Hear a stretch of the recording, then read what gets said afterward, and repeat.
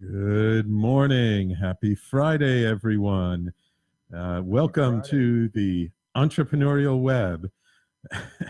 This is not Jeremiah Fox, but an incredible simulation of Jeremiah Fox, who is having a New York moment, stuck in traffic, who will be with us shortly.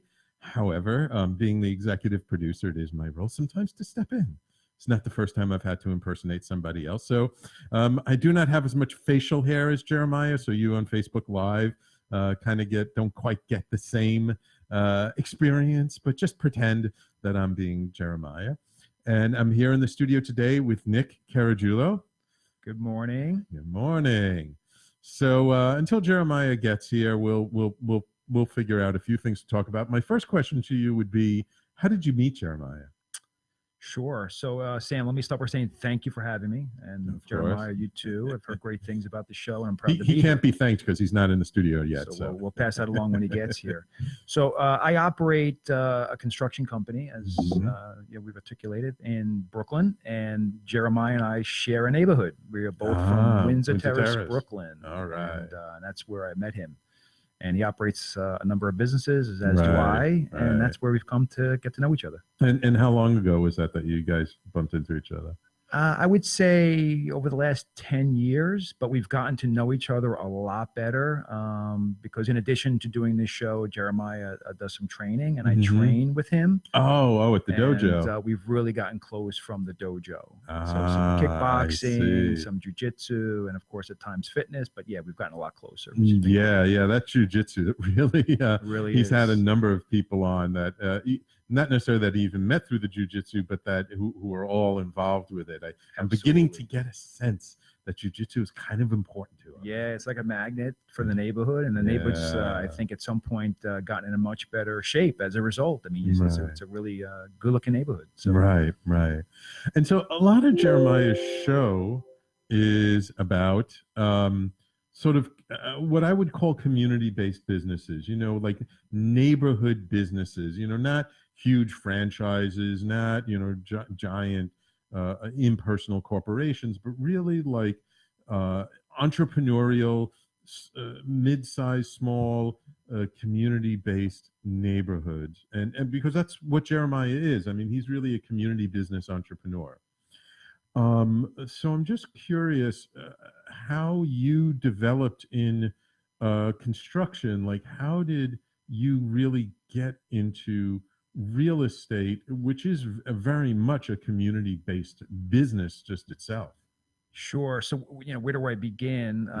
So I would say as an entrepreneur, it probably starts pretty early in life. I mean, think we could all equate to many entrepreneurs who have done a lot of things in their early years. Right. So with respect to Brooklyn, I was the paper boy. Me too. That was a very enterprising business back in the day. I tell you what I did, though, is I wasn't a regular paper route boy. I learned this from a friend of mine, is we would go on Saturday nights when they were coming out with the Sunday papers. We'd go directly to the trucks when they were delivering them and say, hey, can we buy a bundle of papers off you? And most of the time they would say yes. So we'd get the papers real cheap. And then we would go around to all the bars in my neighborhood, especially in wintertime. And, at the time it was, and this is a long time ago, just to give you an idea, it was like 25 cents. Sure. So we'd charge 50 cents for delivery fee. And then, and most of the people at the bars, they're drinking. They're like, oh yeah, here's 50 cents. Here's a buck. Sometimes the bartenders would be the best ones. They'd give us $5. So in like an hour's time, we'd hit up anywhere from 30 to 50 bars. Wow. We'd be sell out and we'd make like 50 to $100. And for like, a 13-year-old kid, that was good money back then. Yeah, that's amazing. That's the way to do it. And so again, very enterprising, right? Very entrepreneurial.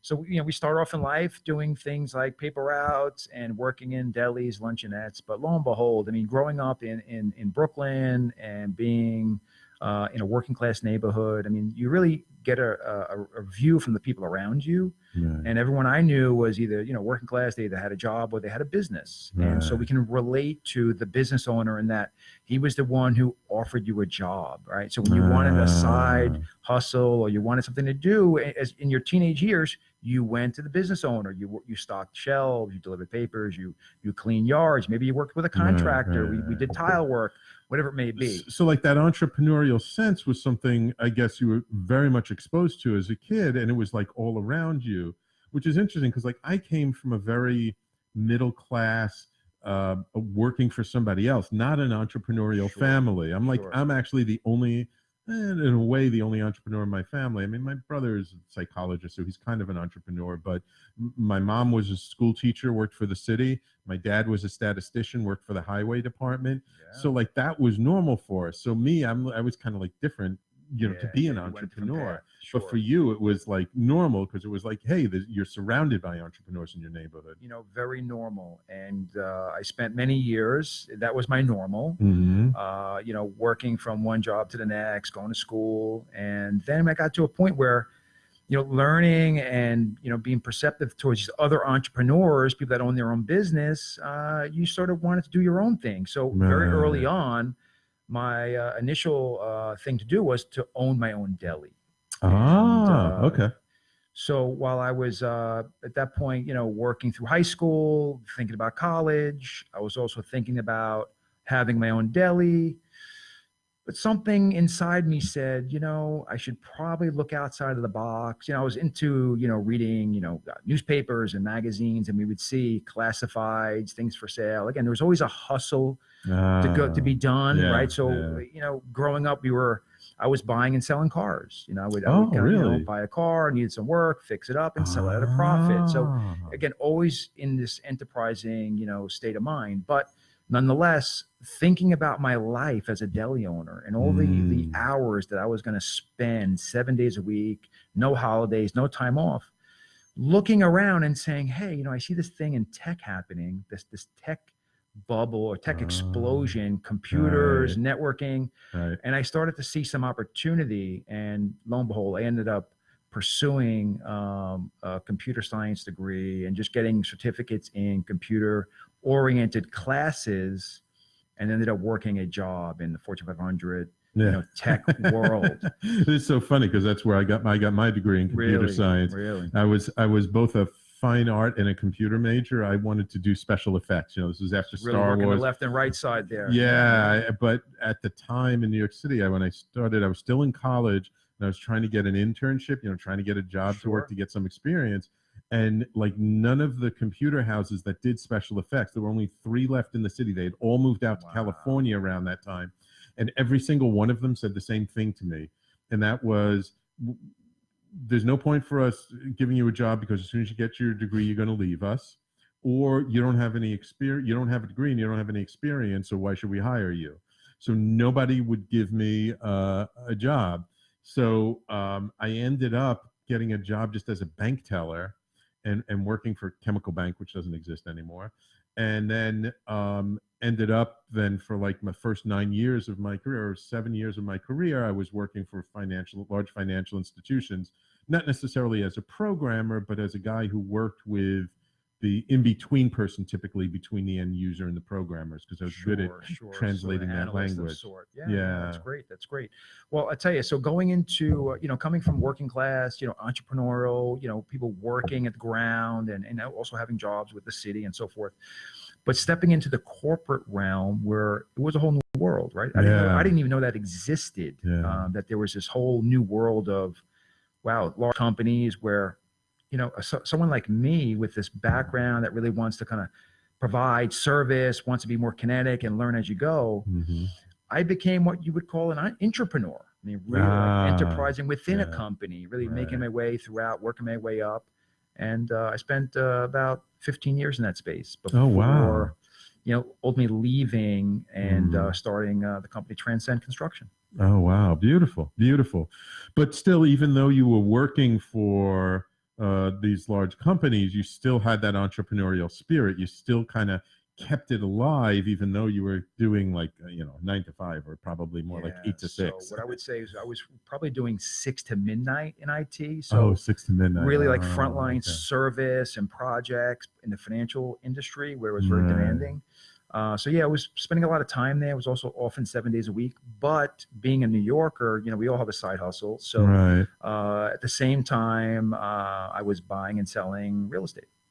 So you said before how you would like buy cars, fix them up, and sell them. Absolutely. Which is very similar concept to like flipping houses, Absolutely. right? You buy a rundown house, you fix it up, you add value, and then you sell it to make money on it. So did you feel like that selling the cars like really prepared you for that? I think so. It was a natural fit, and it's just who I am. Really, I also have a love for homes, especially historic homes, things that are old. And so even as a general contractor, residential builder in Brooklyn, it's not just that we build from the ground up, we are rebuilding what's already there. So it's like infill development and building. And in Brooklyn, it's not like other parts of the city that there's a decent variety. Like there are single family homes, there are brownstones and apartment buildings and stuff. It's not all like big buildings, is it? It varies. I mean, the housing stock is pretty much pre-existing, very little new. Not that, again, so today there's a lot going on in Brooklyn, obviously. So there is a lot of new development, especially downtown Brooklyn. But when it comes to single family or two family homes, which is where I specialize, like your typical row house, your brownstone, we tend to operate within the downtown, like Windsor Terrace, Kensington, Park Slope, and the surrounding areas. And of course, we take a project in Manhattan and sometimes even beyond. We've gone outside of the city border to do a project here or there. Oh, cool. And that's where we see ourselves in the future if things all work out. But yeah, it's. Do you remember your first house? Of course. Yeah. My first. What was that experience like? So my very first project was an apartment in Brooklyn Heights. And, there were some unknowns, but we worked through it as always. It had a beginning, middle, and an end, like any project does. But in the end, it was successful, and it ultimately paid for my wedding. Oh, really? That must have been cool. That was pretty cool. Yeah, nice. And so yeah, it was a good way to start in real estate. Right. Do you remember your first house that you worked on that was a real problem that wasn't such a good experience? Well, I think I look at the world like every house has an opportunity, and they're not so much of a problem. We have a can-do attitude. So every house has its challenges, but we're up to the task, and we thrive on really getting into it and making them better, reimagining a home and making it better. Awesome, very cool. Okay, we're going to take our first break of the show, and during this break, I'm going to magically transform into the real Jeremiah. So when we come back, I'm sure Jeremiah will have his quote of the day, and we'll continue on with talking with Nick Caragiulo from Transcend Construction, excuse me there. So everybody, please stand tuned. You're listening to the Entrepreneurial Web, and we will be right back after these messages.